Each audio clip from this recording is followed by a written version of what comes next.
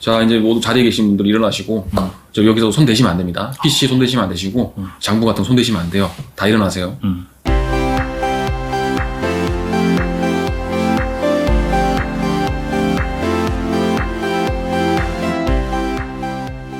문제를 남겨주시면 답은 저희가 찾겠습니다. 저희가 지난 시간에 그 세무조사에 대해서 첫 시간으로 하면서 뭐 정기 세무조사 또 비정기 세무조사 요거에 대한 이제 차이와 강도, 기간 이런 것들을 좀 알아봤는데 아마 많은 분들이 궁금한 건 세무조사 받으면 진짜 어떤 풍경일까?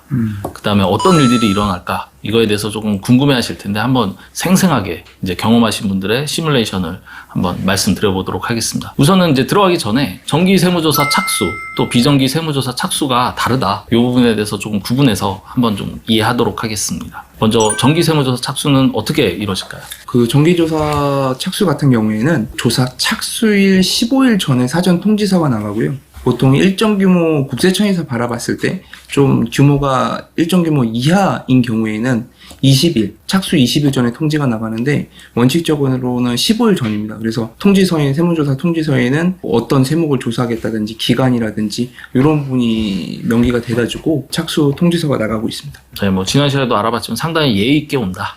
그렇죠. 네, 뭐 기간을 알려주고 언제부터 언제까지 하겠다는데 맞습니다. 반대로 비정기 세무조사는 어떻게 착수가 될까요? 비정기 세무조사 착수는 예고가 없죠. 갑자기 그날 아침에 우리 사장님들의 사무실을 방문할 겁니다.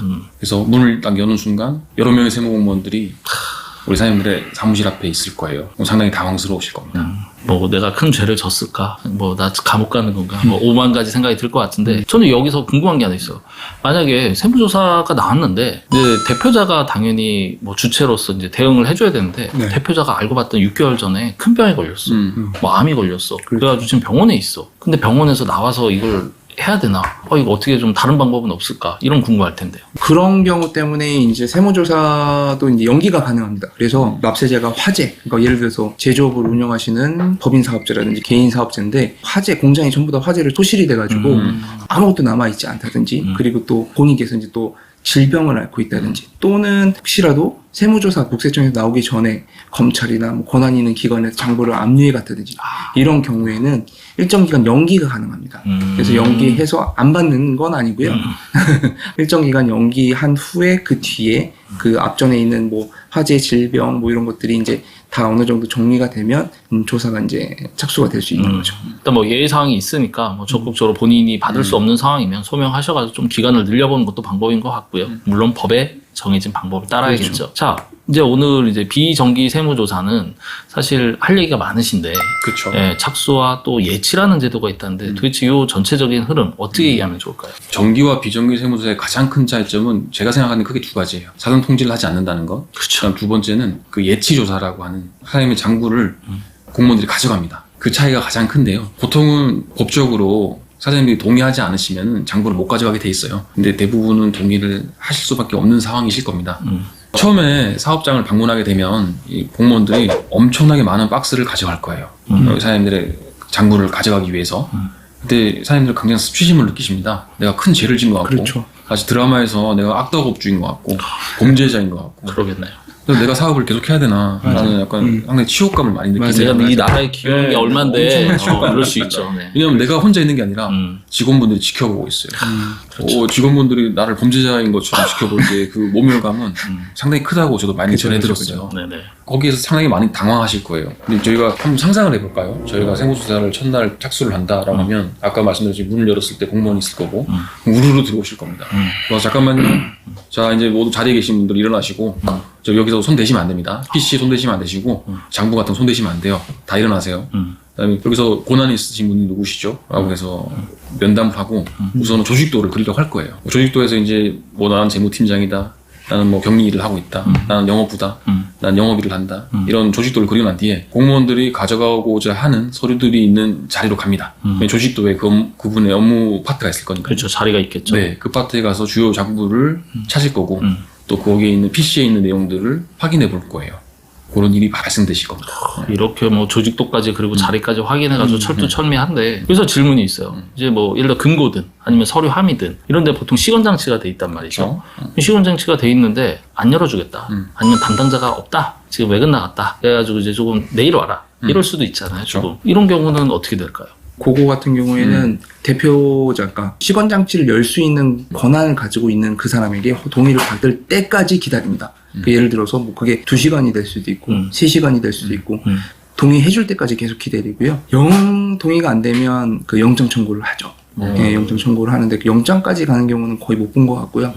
거의 대부분 계속 이제 실갱이 할 수도 있고 막 한데 거의 대부분은 마지막에는 동의를 해주시죠. 네. 아니 뭐 예를 들어서 직원이 열쇠 갖고 있는 직원이 지금 네. 출장을 갔다. 네. 그래서 내일 온다. 오늘 없으니까 돌아가셔라. 네네. 내일 오시면 열어드리겠다. 네. 저 같으면 이렇게 좀 친절하게 대응할 것 같은데 그러면 내일 오시면 되지 않을까요? 아니요, 기다립니다. 절대 돌아가지 않습니다. 아니 기다린다는 얘기는 밤을 새서 기다린다는 표현이에요. 네, 그렇죠. 왜냐하면 그렇게 했다가 중간에 그 장부를 저희가 없는 사이에 세무공무원이 없는 사이에 그걸 빼갈 수도 있는 거거든요. 그렇죠. 그렇기 때문에 그 자리를 지키는 게 원칙이죠. 지금 이 얘기는 비정기 세무조사를 얘기하는 거죠. 그렇죠. 정기 세무조사에서는 이렇게 예치라는 즉 서류를 가져가서 하는 게 없기 때문에 네네네, 맞습니다. 뭐 그러진 않는다. 네. 아 일단은 한데 여기서 추가적으로 이 세무조사 받을 때 주의해야 되는 부분. 우리 정 세무사님이 하실 말씀이 많다는데. 네. 첫날을 가면 상당히 당황하시기 때문에 내가 뭘 하고 있는지 잘 몰라요. 그러니까 처음에 우리 사장님들은 언젠가는 조사가 올 걸로 예측을 하고 항상 우리는 두려움에 사업을 하는 거랑 마찬가지 않습니까? 첫째는 당황하지 않는 게 제일 중요할 것 같아요. 내가 해야 할 일이 당황시키놓고 뭔지. 당황하지 말라는 게 근데 아닌데. 일단은 당황을 좀 안 하는 게 좋습니다. 오케이. 왜냐면 내가 당황을 하게 되면 불필요한 말을 하게 돼 있어요. 쓸데없이 말을 하다 보면 그 말 속에 나의 혐의가 숨어 있을 수도 있고 내가 숨기고자 하는 게 나올 수도 있거든요. 혹시 그 범죄자 물론 범죄자 아닙니다. 우리 대표님들 묵비권을 행사할 수 있으면 이런 얘기 있잖아요. 네. 세무조사할 때도 묵비권 행사해도 될까요? 행사하실 수도 있죠. 근데 대리인분들이 이제 나를 대리해서 조사를 수행해 줄 거니까 대표님들은 사실은 말을 좀 아끼시는 게 더 좋을 수도 있습니다. 네네. 왜냐면 나에게 불리한 진술이 되실 수도 있거든요. 네. 그리고 또 하나는 이제 의심받는 행동을 하시면 안 돼요, 사실.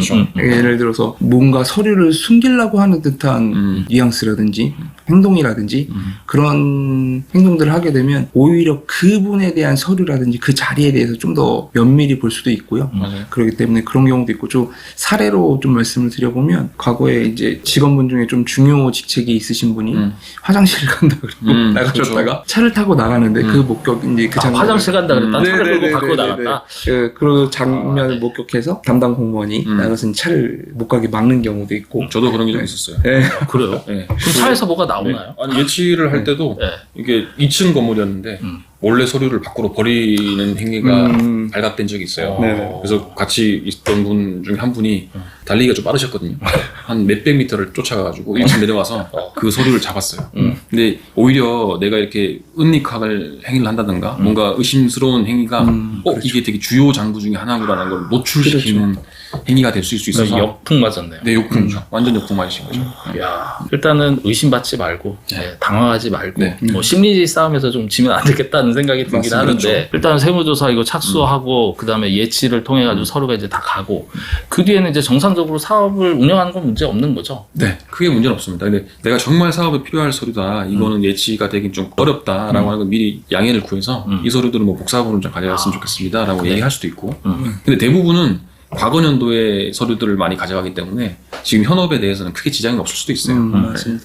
예치 조사를 하게 되면 조사 착수일 날 조사 공무원 분들이 이제 사업장으로 들어오게 되는데 사실 그때 세무사님이 없잖아요. 그 자리에는. 그렇죠. 네, 그러다 보니까 제일 먼저 해야 될 일은 담당 세무사님을 급하게 전화하셔가지고 바로 부르시는 게 가장 정답이에요. 네, 그렇죠. 왜냐하면 그에 대한 대응조차도 회사에서 하는 것보다는 경험이 많이 갖고 있는 세무사님들이 오셔가지고 대응을 하시는 게 훨씬 더 좋거든요. 그러니까 우왕좌왕하면서 그렇죠. 그 예치가 끝날 때까지 그냥 기다리시면 안 되고 담당 세무사님을 무조건 먼저 왜 뭐 형사사건이나 이런 경우도 변호사 선임을 할 수 있다 뭐 이런 그 미란다 원칙이라는 그렇죠. 거 하나요? 그런 경우 이제 고지를 하고 변호사를 이제 있으면 이제 부르잖아요. 마찬가지입니다. 세무조사도 담당 세무사님을 빨리 부르셔가지고 그 상황을 이제 좀 대응하시는 게 제일 근데 중요하죠. 이제 실무에서 우리 세무 담당자, 기장 담당자를 이제 부르면 좋죠. 좋은데 이분이 세무조사를 받아본 적이 없네. 경험이 없네. 우리 두 분 그럴 수 세무사님처럼 국세청 출신이어서 이 프로세스를 좀 이해한다거나 대응이 되면 좋은데 네네. 안 될 수도 있어요. 그렇더라도 우선은 세무사님이 오셔야 예, 됩니다. 처음 그렇죠. 왔을 때. 네. 그리고 더 좋으면 우리 두 분을 부르는 게. 그러면 재밌죠. 네. 뭐 거리에 이제 물론 시간적인 뭐 네, 이런 네, 물리적인 거리에 따라서 갈 수는 있겠지만 그렇습니다. 초기에 부르는 거고 만약에 그 당일 말고 그 뒤에도 세무조사에 대한 세무사를 또 추가로 선임하는 것 이건 그렇죠. 필요하다고 보실까요? 필요에 따라서 가능합니다. 가능하고요. 그러니까 이제 대리라고 보통 얘기를 하는데 보통 한 분 말고 두 분, 또 두 분 이상 이렇게 대응하는 경우도 있고 하거든요. 그래서 그러면 뭔가 효과는 더 커지겠죠. 아무래도 세무 지식이 좀 전문 그렇죠. 조력가들이 이제 많아지면 훨씬 더 나올 수도 있죠.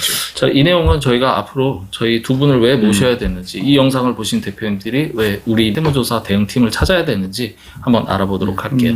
자, 오늘의 한 줄 평 하신다 그러면 당황하지 마세요.